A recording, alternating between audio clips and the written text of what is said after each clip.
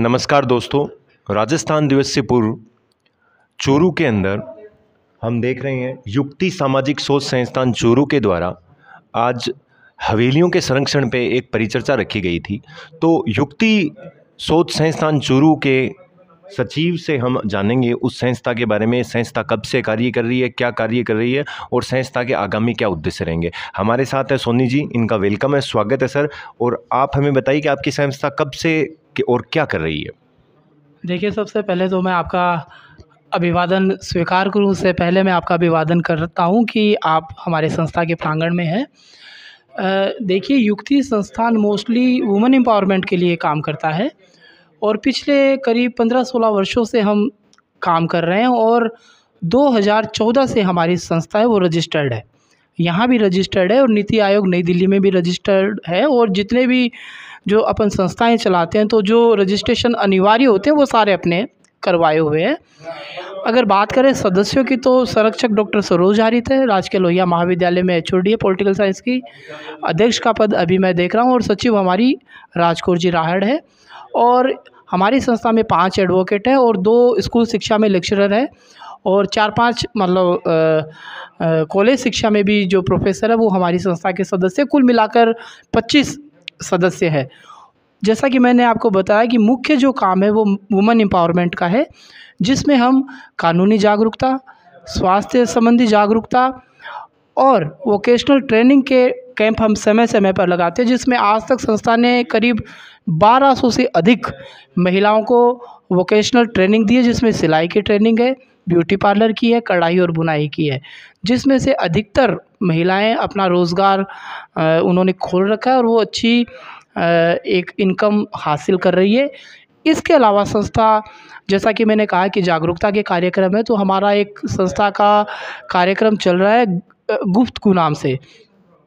उसमें क्या है कि हमने 100 लोगों को चुना है जो अलग अलग विशेषज्ञ अपने अपने विभागों के, उनके साक्षात्कार हम प्रसारित करते हैं। अभी तक हमारे उस कार्यक्रम के 60 अंक प्रसारित हो चुके हैं और 6-7 की रिकॉर्डिंग हमारे पास है।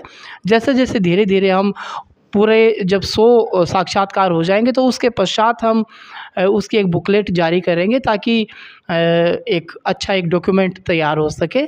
तो मुख्यतः तो यही काम है। जैसा कि आज आप हमारे बैनर के पीछे देख रहे हैं, इन्होंने एक हवेली संरक्षण पे भी किया है, उसमें इन्होंने मेरे को आमंत्रित किया था। तो मैं इनके प्रयासों की सराहना करते हुए इनको बोलना चाहूँगा कि हवेली संरक्षण और विरासत संरक्षण में भी ये युवा सदस्यों की भागीदारी शामिल करें। और मैं इनको ऑनलाइन प्लेटफॉर्म के माध्यम से इनकी संस्था से आज इनकी सदस्यता ग्रहण कर रहा हूँ। जो भी ये शुल्क और जो इन्होंने फॉर्मेलिटीज़ है मैं वो कंप्लीट करूँगा।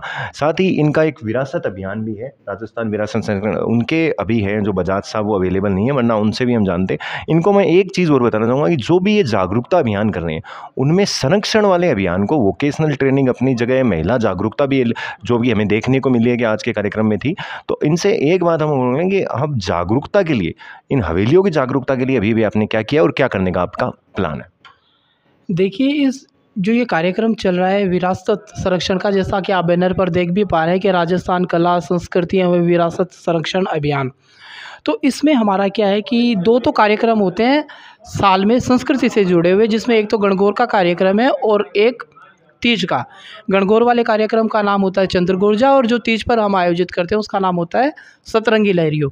तो ये दोनों लोक संस्कृति शोध संस्थान नगरश्री और युक्ति संस्थान के संयुक्त तत्वावधान में होते हैं। इसमें जैसे नृत्य की प्रतियोगिताएं हैं, लोक गायन की प्रतियोगिताएं, तो जो महिलाएं घर से बाहर नहीं निकलती है उनमें प्रतिभा है, लेकिन ऐसे कार्यक्रमों के माध्यम से वो घर से बाहर निकलती है और उनकी प्रतिभा सबके सामने आती है। दोनों कार्यक्रम केवल और केवल महिलाओं के लिए होते हैं। इसके अलावा समय समय पर जैसे राजस्थान की जो भाषा है, अपनी जो राजस्थानी भाषा, उसके ऊपर हम कार्यक्रम करवाते रहते हैं। हमारे जो वेशभूषा है उसके ऊपर हम कार्यक्रम करवाते रहते हैं। तो इसी श्रृंखला में आज का यह कार्यक्रम चूरू जिले की हवेली संपदा, वर्तमान दशा और संरक्षण का आयोजन किया गया। बहुत सार्थक चर्चा हुई।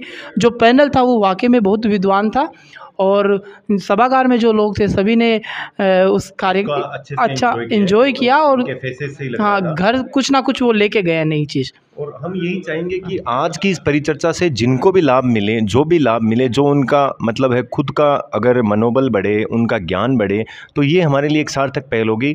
हम इनको साधुवाद देते हैं और साथ में इनसे ये बोलते हैं कि आने वाले समय में वो युवाओं को, कॉलेज स्टूडेंट्स को भी इनके साथ जोड़ने का प्रयास किया, इन्होंने किया है, मैं आपको फिर बोलता हूँ, लेकिन और भी प्रयास करें, क्योंकि प्रयास करते रहना ही हमारा सबसे बड़ा धर्म है।